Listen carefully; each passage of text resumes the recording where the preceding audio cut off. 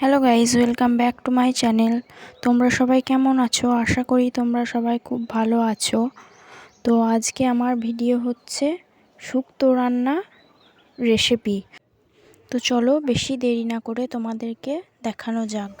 তো প্রথমেই দেখতে পাচ্ছ কেটে রাখা শিম, ডাঁটা, বেগুন, আলু, পেঁপে আর বাটিতে রাখা আছে বেটে রাখা সর্ষে আর পোস্ত। তো প্রথমেই তেল গরম হচ্ছে দেখতে পাচ্ছ। এবার করলাটা দিয়ে প্রথমে ভেজে নিচ্ছি, লাল করে ভেজে নিতে হবে করলাটা, নাহলে কাঁচা কাঁচা গন্ধ থেকে যাবে। এবার বড়ি দিয়ে দিলাম তিনটে বড়ি লাল করে ভাজবো।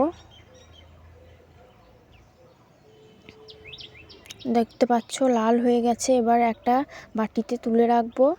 তো এবার বেগুনটা ছেড়ে দিলাম গরম তেলে, বেগুনটাও লাল করে ভাজতে হবে। বেগুনটা লাল হয়ে এসেছে দেখতেই পাচ্ছ। তো এবার আলু আর পেঁপে দিয়ে দিলাম গরম তেলে, ওটাকেও লাল করে ভেজে নিতে হবে, না হলে সিদ্ধ হবে না।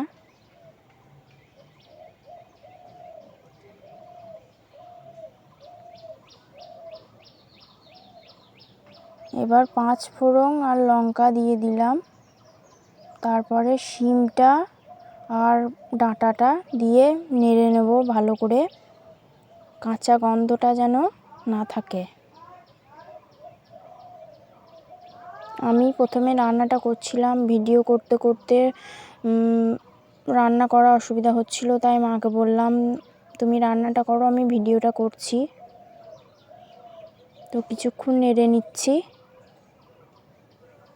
এবার বাকি ভাজাগুলো একটু তার সঙ্গে নেড়ে নেব। এবার একটু জল দিয়ে দিলাম, আর একটু জল লাগবে।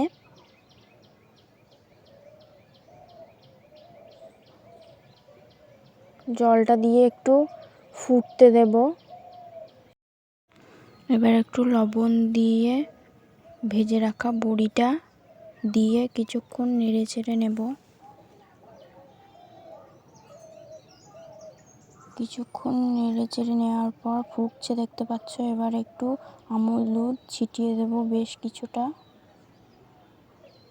এবার আমুল দুধটা নেড়ে চেড়ে নেব। এবার বেগুনটা দিয়ে দিলাম। বেগুনটা দেওয়ার পর এবার বেটে রাখা সর্ষে আর পোস্তটা দিয়ে দেব। তো এবার দেখতেই পাচ্ছ, এবার একটু ঝোলটা মরে গেলে, শুক্তোর ঝোলটা একটু মরে গেলে নামিয়ে দেব। শুক্তো রান্না রেডি। টাটা গাইস, শুক্তো রান্নার রেসিপিটা কেমন লাগলো তোমরা আমাকে অবশ্যই কমেন্ট করে জানিও। আমার চ্যানেলটা সাবস্ক্রাইব, ভিডিওগুলোতে লাইক, কমেন্ট, শেয়ার অবশ্যই করো। আবার পরের ভিডিওতে তোমাদের সঙ্গে দেখা হচ্ছে।